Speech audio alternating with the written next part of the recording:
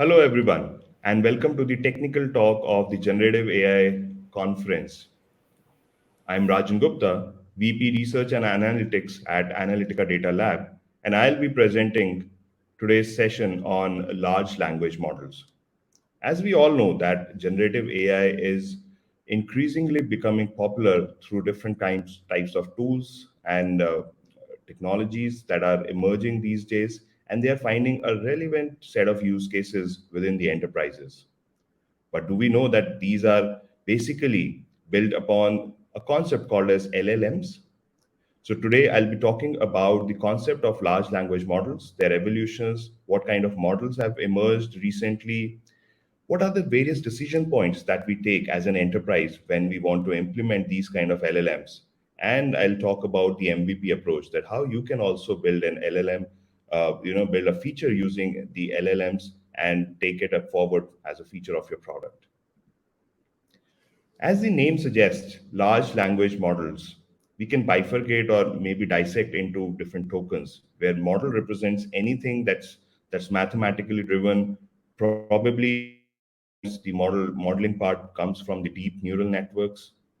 The language part, which is something which we can call as human readable text, and the large part out of the LLMs, where we are defining the text as a part of huge corpus with a large number of parameters. So, in a very layman term, we can say that large language model means training deep neural network models on a large corpus of text data. As a process, we generally start with massive amount of text data being available to us that is being fed into the machine, where some modeling technique like deep neural networks comes into consideration. They learn the intent, they learn the context and meanings of the words, phrases, and sentences in such a manner that it is able to generate or converse with humans in a human like format itself. So, whether you are analyzing or interpreting the data or you are generating the new text, all the different types of tasks are possible if you have trained your LLM using some sophisticated deep neural network technique on a massive amount of data with huge number of parameters. That's the core concept of LLMs. It is capable of summarizing and generating new content from existing corpus of data, which can be a combination of proprietary and public information. So that is really important for us to understand that the source of information for these models can come from any type of source. Now, this is not something new that has emerged, and we have seen that the size of the models are considerably large these days. Though we started with smaller models, and smaller by the definition we are defining as number of parameters being inputted into the modeling techniques. We have few models which are less than 100 billions of parameters that are available to us.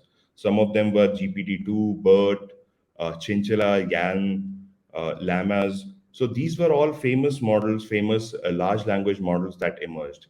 But of lately, we have been seeing that the number of parameters are becoming as huge as you can say that the GPT-4 has got into trillions of parameters for their modeling and the training part of their modeling techniques. It is huge. That is why they are being termed as large language models, and their processing becomes more and more complex. But the intent, the complexity, the relationships gets easier and easier to capture as you move on to large number of parameters.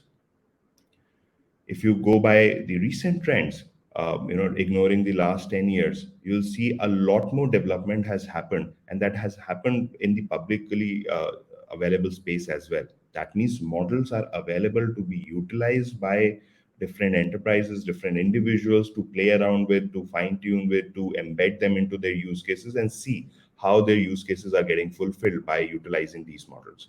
And seriously, funding and the infrastructural uh, advancements that has happened has led to the rise in these kind of LLMs. So that has become a really positive point for all of us, that we are now seeing a lot more number of large language models which can allow us to play around with different types of features, with different type of use cases, with different type of needs that will be helping us in giving our customers better experience and better outcomes. There are some common LLM use cases that are available in production these days. They relate to AI assistants, chatbots, programming and gaming consoles or the interfaces. You are using LLMs for a learning part. You are talking to your own data. That means you are uploading your files, you are interacting with those files, and just trying to get the knowledge extracted out of those files. And you are just institutionalizing all the knowledge that's available with you.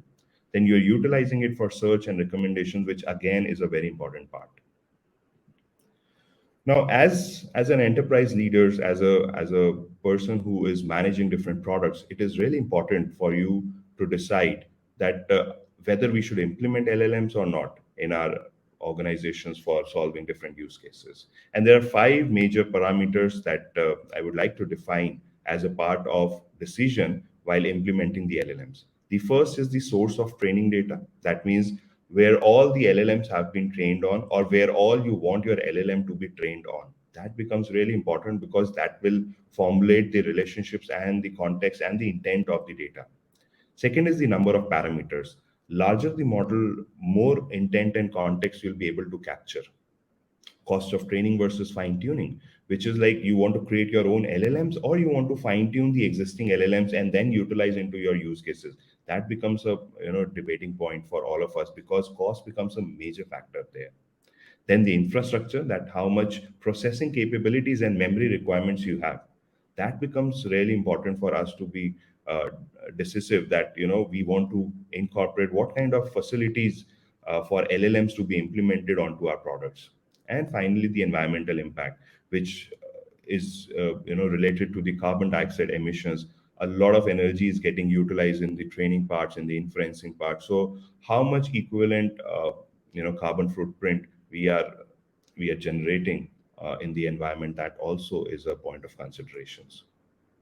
So if we'll go through the different source of uh, training data sets for different types of model, you'll identify that some of them are coming from web pages, some of them are coming from conversational data, some of them are coming from books and news, some of them are coming from scientific data, some of them are coming from programming codes and the languages. So it really helps you to understand by looking at the distribution and the ratios of the training sources for different models, that which of them would be suitable for you.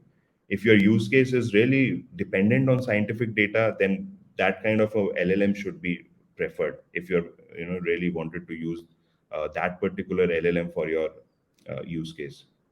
Similarly, if your use case is dependent on the programming outputs or the coding aspects, then probably you'll have to select a different LLM. So one LLM cannot solve all the purposes, and that is what we should be all aware of. Similarly, as we are increasingly, getting more and more number of LLMs, the number of parameters are increasing. We have to understand that more the number of parameters, better context it would be able to capture, but then that comes at a really expensive cost. So we really have to understand that whether large number of parameters are actually solving our use case, or even a smaller model would also be able to cater to our needs. So it is not always that you should or you must always go for the large parameter based LLM. The next thing is about the LLM infrastructure, where we need to understand that what are the tensor cores, what are the memory bandwidth, what are the cache hierarchies, and what are the flops available inside any of the LLM infrastructure that's there. So usually the GPUs that we consider them on these three, four parameters, which allows us to understand which of the GPUs are faster and which of them will be able to support the LLM of our own choice. And you can do some sort of cost analysis with respect to the training and the inferencing part, where higher the relative performance of the US dollar per US dollar that's available with respect to all the GPUs, better it would be in terms of the execution part. Now there are certain checkpoints also that you would like to consider.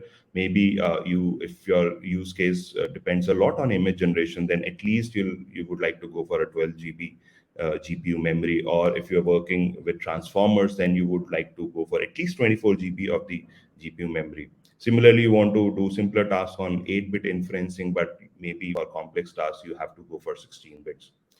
uh, you know uh, this helps you basically in understanding that what kind of GPUs you want to pick up across the different types of tasks, with respect to the relative performances in terms of cost.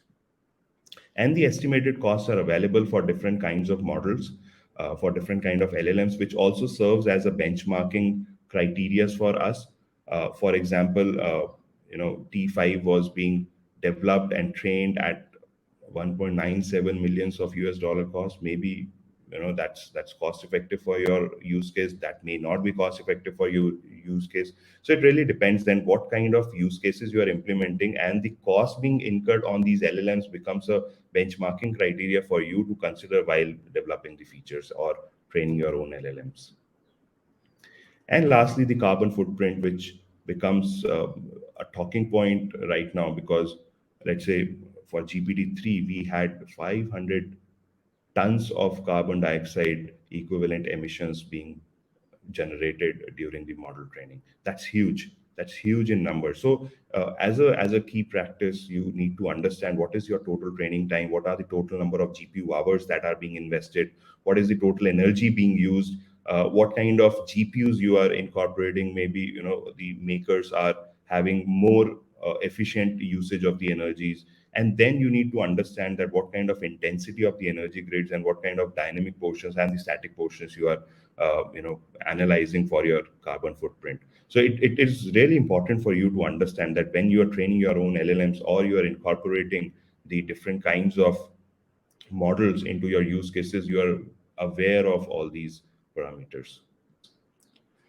Now, with that, there are a lot of discussions around building the LLM apps with an MVP approach, where you just want to start with the API accesses.